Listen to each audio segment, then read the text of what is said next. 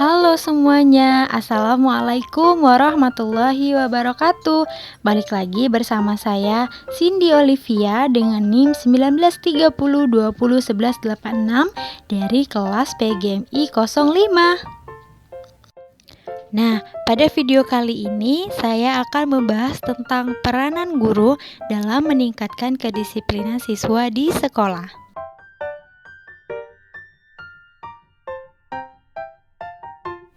Nah, teman-teman, apakah kalian tahu bagaimana caranya disiplin di sekolah? Mari kita bahas bersama-sama.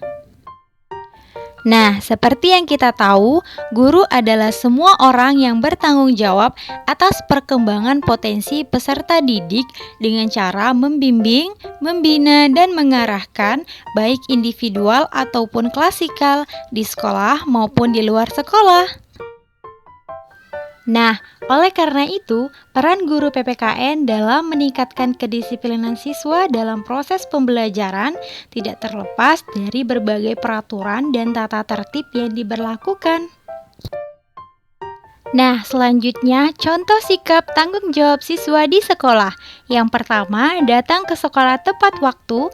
Yang kedua, mengerjakan tugas yang diberikan. Yang ketiga, memakai baju seragam sesuai peraturan. Yang keempat, tidak meninggalkan kelas saat pelajaran. Yang kelima, tidak melakukan kecurangan. Kedisiplinan adalah suatu sikap yang menunjukkan kesadaran untuk ketaatan menaati aturan atau tata tertib. Kedisiplinan akan tampak pada perilaku siswa dalam menaati setiap peraturan yang telah ditetapkan di sekolah. Selain itu, peran siswa sebagai pelajar, maka siswa akan melaksanakan tugas dan kewajiban belajar dengan sebaik-baiknya sebagai langkah untuk mencapai masa depan yang baik. Nah, selanjutnya, apa saja sih ciri-ciri kedisiplinan itu? Menurut Ari Kunto, kedisiplinan siswa dapat dilihat dalam 3 aspek, yaitu sebagai berikut. Aspek yang pertama yaitu aspek disiplin siswa di lingkungan keluarga. Nah, yang dimaksud dengan disiplin keluarga adalah peraturan di rumah, mengajarkan anak apa yang harus dan apa yang boleh dilakukan di rumah ataupun dalam hubungan anggota keluarga. Aspek disiplin di keluarga meliputi yang pertama, mengerjakan tugas sekolah di rumah, yang kedua, mempersiapkan keperluan sekolah di rumah. Aspek yang kedua yaitu aspek disiplin siswa di lingkungan sekolah. Nah, yang dimaksud dengan disiplin di sekolah itu adalah peraturan. Peraturan ini mengatakan pada anak apa yang tidak boleh dilakukan sewaktu di lingkungan sekolah. Aspek disiplin di sekolah meliputi 1. Sikap siswa di kelas, 2. Kehadiran siswa, 3. Melaksanakan tata tertib di sekolah, yang keempat, aspek disiplin siswa di lingkungan pergaulan.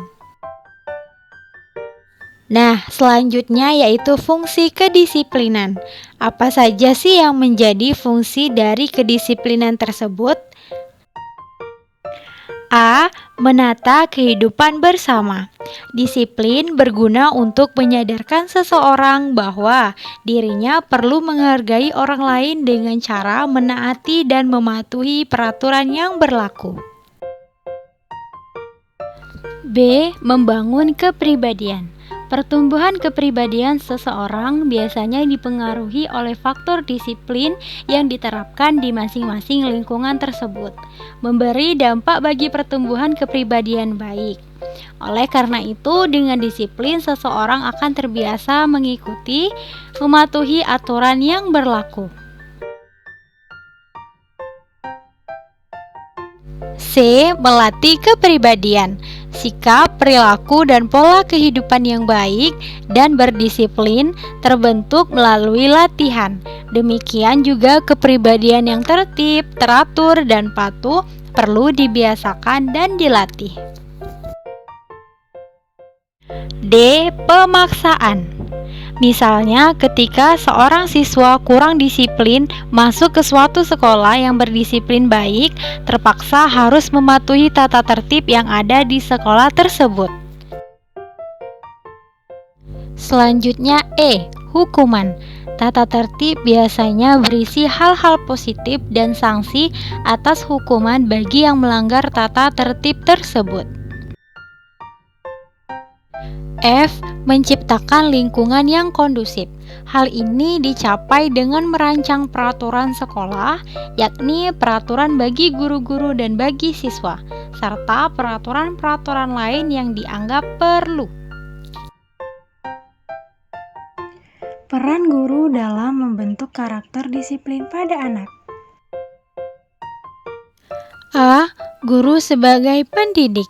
Sebagai pendidik, seorang guru harus memenuhi standar kualitas pribadi tertentu, antara lain 1.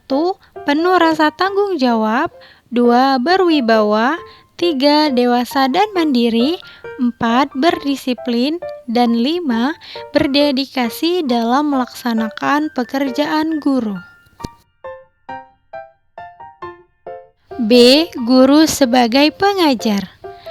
Maka dari itu, seorang guru harus menampilkan pribadinya sebagai cendekiawan dan sekaligus juga sebagai pengajar. Dengan demikian, menjadi seorang pengajar harus menguasai beberapa hal. Di antaranya ialah 1. Bidang disiplin ilmu yang akan diajarkannya, 2. Cara mengajarkannya kepada orang lain. C. Guru sebagai fasilitator. Sebagai fasilitator, tugas guru yang paling utama adalah memberi kemudahan belajar, bukan hanya menceramai, mengajar peserta didik. Namun, seorang guru haruslah demokratis, jujur dan terbuka serta siap dikritik oleh peserta didiknya. D. Guru sebagai motivator. Motivasi memiliki peranan penting dalam meningkatkan kualitas pembelajaran, karena dengan adanya motivasi yang tinggi, peserta didik akan belajar dengan bersungguh-sungguh, sehingga proses untuk memotivasi peserta didik dapat dilakukan dengan efektif dan efisien, karena sudah menemukan celah yang cocok untuk memberi motivasi kepada peserta didik. E. Guru sebagai pemacu. Sebagai seorang guru, juga dituntut agar dalam menyampaikan materi pelajaran menjadi jelas bagi peserta didik dan memberikan inovasi-inovasi dalam proses pembelajaran serta terampil dalam memecahkan masalah. F. Guru sebagai pemberi inspirasi.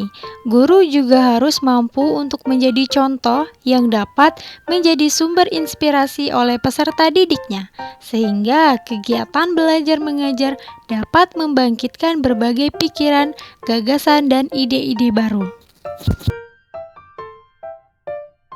G. Guru sebagai konselor. Guru diharapkan dapat merespon segala masalah tingkah laku yang terjadi dalam proses pembelajaran. Oleh karena itu, guru harus dipersiapkan agar 1.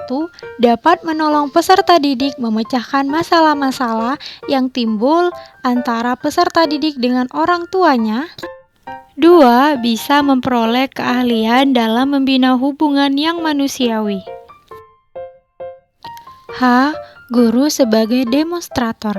Peran guru sebagai demonstrator atau pengajar, guru hendaknya senantiasa menguasai bahan atau materi pelajaran yang akan disampaikan kepada peserta didik, serta senantiasa mengembangkan dalam arti meningkatkan kemampuannya dalam hal ilmu yang dimilikinya, karena hal ini akan sangat menentukan hasil belajar yang dicapai oleh siswa.